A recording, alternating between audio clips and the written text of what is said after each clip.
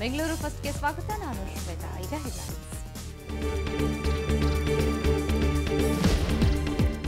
ಬುದ್ಧಿಮಾಂದ್ಯೆಯ ಮೇಲೆ ಅತ್ಯಾಚಾರ, ಕೀಚಕನಿಗೆ 10 ವರ್ಷ ಜೈಲು, 20,000 ದಂಡ, ಪಾಖಂಡಿಗೆ ಶಿಕ್ಷೆ ವಿಧಿಸಿದ ಕೋರ್ಟ್.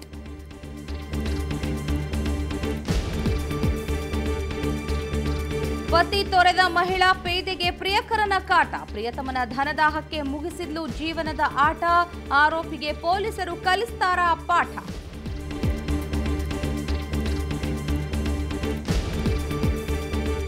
ಕೊನೆಗೂ ಎಚ್ಚೆತ್ತುಕೊಂಡ ವಿಜಯ ಕಾಲೇಜು ಆಡಳಿತ ಮಂಡಳಿ, ಲಂಚಬಾಕ ಪ್ರಿನ್ಸಿಪಾಲ್ಗೆ ಸಿಕ್ತು ಗೇಟ್ ಪಾಸ್. ಇದು ಸುವರ್ಣ ನ್ಯೂಸ್ ಇಂಪ್ಯಾಕ್ಟ್.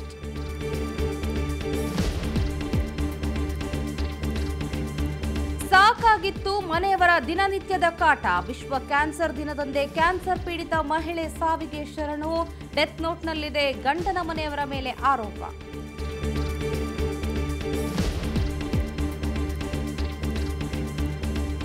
ಹಾವು ಹಿಡಿಯೋದೇ ಕಾಯಕ, ಉರಗ ಪ್ರಿಯರಿಗೆ ಇವರೇ ನಾಯಕ, 12,000ಕ್ಕೂ ಹೆಚ್ಚು ಹಾವು ರಕ್ಷಿಸಿದ್ದಾರೆ ಸ್ನೇಕ್ ಶಿವಪ್ಪ.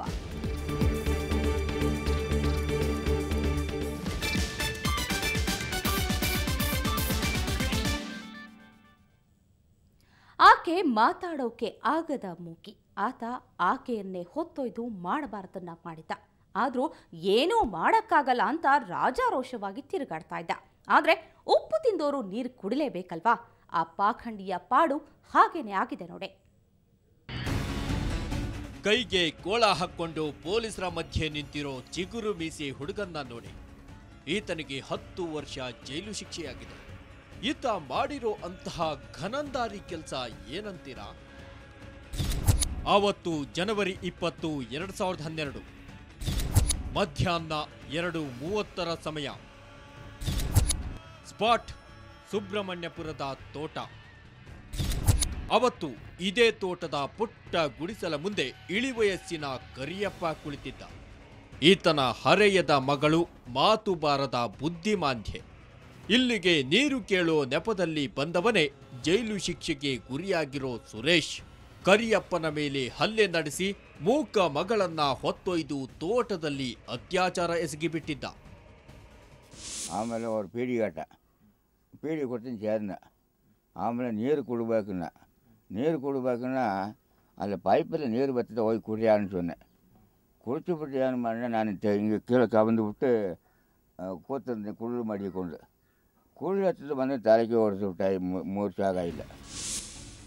ತೀಟೆ ತೀರಿಸಿಕೊಂಡ ಸುರೇಶ್ ಮಾಯವಾಗಿದ್ದ.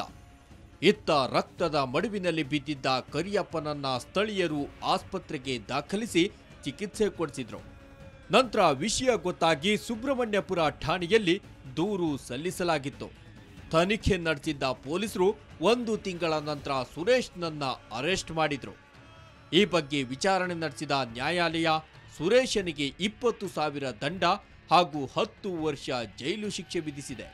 ಕೀಚಕನಿಗೆ ಶಿಕ್ಷೆಯಾದ್ರೂ ಏನೂ ಅರಿಯದ ಕುಟುಂಬ ಕರಿಯಪ್ಪನದು. ನಮಗೆ ಪರಿಚಯ ಇಲ್ಲ, ನಮಗೆ ಗೊತ್ತೂ ಇಲ್ಲ. ಇಂಥವ್ರ ಮೊಮ್ಮಗ ಅನ್ನೋದೇ ಗೊತ್ತಿಲ್ಲ. ಆಮೇಲೆ ಇವರೆಲ್ಲ ಇಂಥವ್ರ ಮಗ ಇಂಥವ್ರ ಮೊಮ್ಮಗ ಅಂದಮೇಲೆ ಹೇಳಿದ್ಮೇಲೆ ನಮಗೆ ಗೊತ್ತಾಯಿತು. ಅಲ್ಲಿವರೆಗೆ ನಾವು ಯಾರು ಅನ್ನೋದೇ ಗೊತ್ತಿಲ್ಲ. ಇವ್ರು ತಗೊಂಡು ಹೋದ್ಮೇಲೆ ನಾನು ಬರ್ಮಾಡೋದು ನಮ್ಮ ಮಣಿಯಮ್ಮ ಮೇಸರಿ. ಪಾಖಂಡಿ ಸುರೇಶ್ 2010ರಲ್ಲಿ ನಡೆದ ಡಬಲ್ ಮರ್ಡರ್ ಕೇಸ್ನಲ್ಲೂ ಆರೋಪಿಯಾಗಿದ್ದ. ಆದರೆ ಸಾಕ್ಷ್ಯ ಸಿಗದೆ ಬಚಾವಾಗಿ ರಿಲೀಸ್ ಆದ 4 ದಿನಗಳಲ್ಲಿ ಕೀಚಕನಂತೆ ವರ್ತಿಸಿದ್ದ. ಸದ್ಯ ಈತನಿಗೆ ತಕ್ಕ ಶಾಸ್ತಿಯಾಗಿದೆ. ಬೆಂಗಳೂರಿನಿಂದ ಕ್ಯಾಮರಾಮನ್ ಪ್ರತಾಪ್ ಜೊತೆ ನಾಗೇಂದ್ರ ಬಾಬು, ಸುವರ್ಣ ನ್ಯೂಸ್. ಆಕೆ ಮಹಿಳಾ ಪೇದೆ. ತನ್ನಿಬ್ಬರು ಮಕ್ಕಳ ಜೊತೆ ಪೊಲೀಸ್ ಕ್ವಾರ್ಟರ್ಸ್ ಒಂದರಲ್ಲಿ ವಾಸವಾಗಿದ್ಲು. ಪತಿಯಿಂದ ದೂರವಾಗಿದ್ದ ಆಕೆ ಪರಪುರುಷನ ಜೊತೆ ಜೀವನ ನಡೆಸ್ತಾ ಇದ್ಲು. ಆದರೆ ಕೊನೆಗೆ ಅದೇ ಆಕೆಯ ಬಾಳಿಗೆ ಮುಳ್ಳಾಗಿ ಪರಿಣಮಿಸಿದೆ. ಒಂದೆಡೆ ಪೋಷಕರ ಆಕ್ರಂದನ, ಮತ್ತೊಂದೆಡೆ ರೋಧಿಸುತ್ತಿರುವ ಸಹೋದ್ಯೋಗಿಗಳು. ಅಂಬೇಡ್ಕರ್ ಆಸ್ಪತ್ರೆಯ ಶವಾಗಾರದ ಮುಂದೆ ಕಂಡುಬಂದ ದೃಶ್ಯ ಮನ ಕಲುಕುವಂತಿತ್ತು. ಮಹಿಳಾ ಪೊಲೀಸ್ ಪೇದೆಯಾಗಿದ್ದ ಧನಲಕ್ಷ್ಮಿ ಆತ್ಮಹತ್ಯೆ ಮಾಡಿಕೊಂಡಿದ್ದೇ ಇವರ ರೋದನಕ್ಕೆ ಕಾರಣವಾಗಿತ್ತು. ಬಾಣಸವಾಡಿ ಠಾಣೆಯಲ್ಲಿ ಪೊಲೀಸ್ ಪೇದೆಯಾಗಿ ಕರ್ತವ್ಯ ನಿರ್ವಹಿಸ್ತಾ ಇದ್ದ 28 ವರ್ಷದ ಧನಲಕ್ಷ್ಮಿ ಆತ್ಮಹತ್ಯೆಗೆ ಶರಣಾಗಿದ್ದಾಳೆ. ಹೆಗಡೆ ನಗರದ ಕ್ವಾರ್ಟರ್ಸ್ನಲ್ಲಿ ವಿಷ ಸೇವಿಸಿದ್ದಾಳೆ. ನಮ್ಮ ಮಗಳು ನಮಗೆ ತಿಂಗಳಿಗೆ ಮಕ್ಕಳನ್ನೆರಡು ನಾನೇ ಸಾಕೊಂಡಿದ್ದೆ. ತಿಂಗಳಿಗೆ 2,000 ರೂಪಾಯಿ ದುಡ್ಡು ಕೊಡ್ತಿದ್ರು ನಮ್ಮ ಮಗಳು ನಮಗೆ. ಯಾರಾಗ ಅವನು ನಿನ್ನೆ ಓಡೋದನು ಕೊಲೆ ಮಾಡಿ. ಅವನು ನಿಮ್ಮ ಅಮ್ಮನಿಗೆ ಯಾಕೆ 2,000 ಕೊಡ್ತೀರಾ, ನನ್ನೇ ಕರ್ಕೊಂಡು ನಡೀರಿ, ಒಂದು ಕೆಲಸ ಕೊಡಿಸು, ನಾನು ನೀನಲ್ಲೇ ಇರೋಣ ಅಂತ. ನಮಗೆ ಗೊತ್ತಿಲ್ಲ ಸಾವಿರ ಇಬ್ಬರೂ ಮಾತಾಡ್ಕೊಂಡಿರೋದು.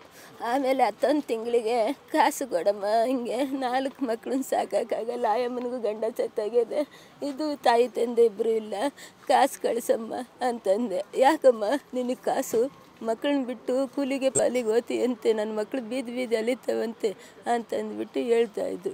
ತಿರುಗಿ ಇವನೇನು ಹೇಳ್ಕೊಟ್ಬಿಟ್ಟ, ಇವ್ರ ತಾಯಿ ಇವ್ರ ತಂಗಿ ಈ ಅಪ್ಪ ಇಲ್ಲ ಕರ್ಕೊಂಡು ನಡಿ, ನನಗಲ್ಲೊಂದು ಕೆಲಸ ಕೊಡಿಸು, ನಾನು ಅಲ್ಲೇ ಇರ್ತೀನಿ, ಮಕ್ಕಳನ್ನ ಸಾಕಿ, ನಾನು ನಿಮ್ಮ ತಾಯಿಗೆ ಯಾಕೆ ಕೊಡ್ತೀವಿ 2,000 ರೂಪಾಯಿ ದುಡ್ಡು ಅಂತಂದು ನನಗೂ ಮಗಳಿಗೂ ತಂದಿಕ್ಕಿಬಿಟ್ಟು ಮಗಳು ಬೂಟ್ಸ್ ಕಾಲಲ್ಲಿ ಬಂದು ತುಳಿದುಬಿಟ್ಟು. ಕಳೆದ 8 ವರ್ಷಗಳ ಹಿಂದೆ ಯಗಲರಾಜ್ ಎಂಬಾತ ಧನಲಕ್ಷ್ಮಿ ಕೈ ಹಿಡಿದಿದ್ದ. ಅದ್ಯಾಕೋ ಪತಿಯಿಂದ ದೂರವಾದ ಧನಲಕ್ಷ್ಮಿ ಕೆಲ ವರ್ಷಗಳಿಂದ ಗಂಗಾಧರ್ ಎಂಬಾತನೊಂದಿಗೆ ಜೀವನ ನಡೆಸ್ತಾ ಇದ್ಲು. ಆದರೆ ಗಂಗಾಧರ್ ಹಣಕ್ಕಾಗಿ ಸದಾ ಪೀಡಿಸ್ತಾ ಇದ್ದಂತೆ. ನಿತ್ಯ ಮನೆಯಲ್ಲಿ ಜಗಳವಾಡ್ತಿದ್ದಂತೆ. ಆದರೆ ಗಂಗಾಧರ್ ವಿಷ ಕುಡಿಸಿ ಧನಲಕ್ಷ್ಮಿಯನ್ನ ಸಾಯಿಸಿದ್ದಾನೆ ಅನ್ನೋದು ಸಂಬಂಧಿಕರ ಆರೋಪ. ನನಗೆ ಅವಾಗ ಫೋನ್ ಮಾಡೋನು ಸರ್, ಮತ್ತು ನಿಮ್ಮ ಅಕ್ಕನ ದುಡ್ಡು ಕೇಳಿರ್ ಕೊಡಲ್ಲ, ನಿಮ್ಮ ಅಕ್ಕನ ಇದೆ ಹಿಂಗೆ ಅವಳೇನನ್ನ ಆಗಲಿ ನಿನ್ಗೈತೆ ಅವಾಗ ಅಂತಂದ್ಬಿಟ್ಟು ನಾನು ಹೇಳ್ತಿದ್ದೆ ಸರ್. ತಿರ್ಗ ಮೊನ್ನೆ ಹೇಳ್ದೆ, ಸೀಮೆಣ್ಣೆ ಉಯ್ದಿದ್ದೆ ನಾನೇನಾ, ಮಕ್ಕಳು ಬಂದು ಕಿತ್ಕೊಂಡ್ರು, ಆ ಮಕ್ಳು ಮಕ್ಕ ನೋಡ್ಕೊಂಡು ಬಿಟ್ಟಿದ್ದೀನಿ ಅಂತ ಇವೆಲ್ಲ ಹೇಳ್ತಿದ್ದೆ ಸರ್ ನನಗೆ ಫೋನ್ ಮಾಡಿ. ಒಟ್ಟಾರೆ ಧನಲಕ್ಷ್ಮಿ ಸಾವಿನಿಂದ ಆಕೆಯ 2 ಮಕ್ಕಳು ಅನಾಥರಾಗಿದ್ದಾರೆ. ಮನೆಗೆ ಆಧಾರ ಸ್ತಂಭವಾಗಿದ್ದ ಧನಲಕ್ಷ್ಮಿ ಆತ್ಮಹತ್ಯೆಯಿಂದ ಆಕೆಯ ಬಡ ಕುಟುಂಬ ಕಂಗಾಲಾಗಿದೆ.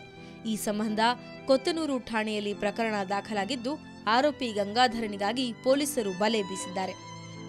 ಬೆಂಗಳೂರಿನಿಂದ ಕ್ಯಾಮರಾ ಪರ್ಸನ್ ವೆಂಕಟ್ ಜೊತೆ ವೆಂಕಟರಮಣ್, ಸುವರ್ಣ ನ್ಯೂಸ್. ಇವತ್ತು ವಿಶ್ವ ಕ್ಯಾನ್ಸರ್ ದಿನ. ಈ ದಿನವೇ ಕ್ಯಾನ್ಸರ್ ಪೀಡಿತ ಮಹಿಳೆಯೊಬ್ಬಳು ನೇಣಿಗೆ ಶರಣಾಗಿದ್ದಾಳೆ. ಕ್ಯಾನ್ಸರ್ ಎಂಬ ಮಹಾಮಾರಿಯ ತೆಕ್ಕಿಗೆ ಸಿಕ್ಕಿ ನಲುಗಿ ಹೋಗಿದ್ದ ಆ ಹೆಣ್ಮಗಳ ದುರಂತ ಅಂತ್ಯದ ಬಗ್ಗೆ ತಿಳಿಬೇಕಾ? ಹಾಗಾದರೆ ಈ ಸ್ಟೋರಿ ನೋಡಿ.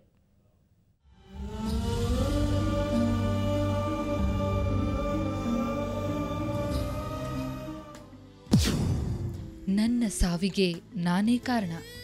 ಹಲವು ವರ್ಷಗಳಿಂದ ಸ್ತನ ಕ್ಯಾನ್ಸರ್ನಿಂದ ಬಳಲ್ತಾ ಇದ್ದೆ. ಆದರೆ ನನ್ನ ಗಂಡ ಹಾಗೂ ಆತನ ಮನೆಯವರು ನನಗೆ ಯಾವುದೇ ರೀತಿಯ ಚಿಕಿತ್ಸೆ ಕೊಡಿಸಿಲ್ಲ.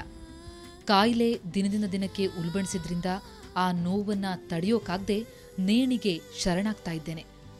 ನನ್ನ ಸಾವಿನ ನಂತರ ನನ್ನ ಗಂಡ ಹಾಗೂ ಆತನ ಮನೆಯವರು ನನ್ನ ಶವವನ್ನ ಮುಟ್ಟಬಾರದು.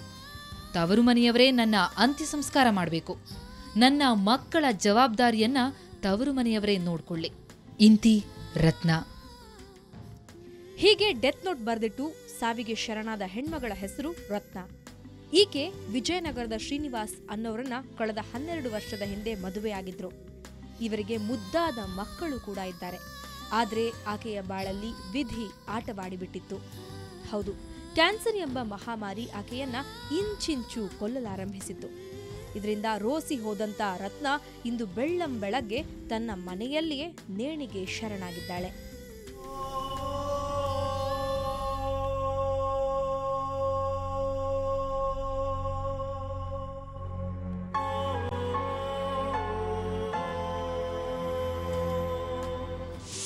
ನಮ್ಮ ತಾಯಿ ಆಗಲಿ ನಮ್ಮ ಬ್ರದರ್ ಆಗಲಿ ನಾವು ಆಗಲಿ ಯಾರೇ ಆಗಲಿ ಅವ್ರಿಗೇನೂ ತೊಂದರೆ ಕೊಟ್ಟಿಲ್ಲ.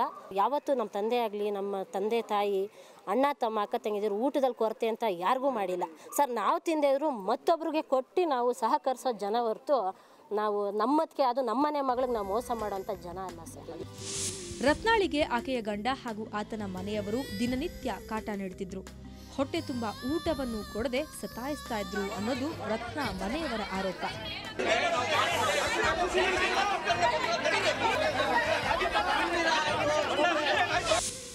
ಇಷ್ಟು ವರ್ಷ ಆದರೂ ಅವಳಿಗೆ ತುಂಬ ನೋವು ಕಷ್ಟ ಇದೆ. ಅವಳಿಗೆ ಹುಷಾರಿಲ್ಲ ಅಂದರೂ ಒಂದು ಹಾಸ್ಪಿಟ್ಲಿಗೆ ತೋರಿಸಿರಲಿಲ್ಲ, ಸರಿಗೆ ಊಟ ಕೊಡ್ತಿರ್ಲಿಲ್ಲ, ಮಕ್ಕಳು ನೋಡ್ಕೊತಿರ್ಲಿಲ್ಲ. ಅವಳು ಅದೇ ಜಿಗುಪ್ಸೆಯಲ್ಲಿ ಅವಳು ನೇಣಾಕೊಂಡು ಸತ್ತಾಗಿ ಇವರೇ ನೇಣಾಕವ್ರೋ ಇಲ್ಲ ಅವಳೇ ನೇಣಾಕೊಂಡವಳು ಅದಂತೂ ಗೊತ್ತಿಲ್ಲ.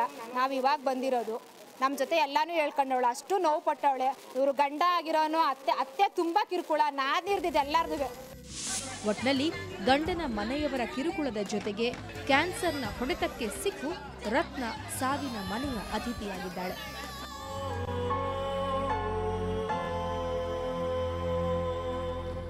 ಬೆಂಗಳೂರಿನಿಂದ ಕ್ಯಾಮ್ರಾ ಪರ್ಸನ್ ಅನಿಲ್ ಜೊತೆ ದತ್ತರಾಜ್ ಪಡುಕೋಣೆ, ಸುವರ್ಣ ನ್ಯೂಸ್. ಬೆಂಗಳೂರು ಫಸ್ಟ್ ಮುಂದುವರಿಯುತ್ತೆ ಬ್ರೇಕ್ನ ನಂತರ.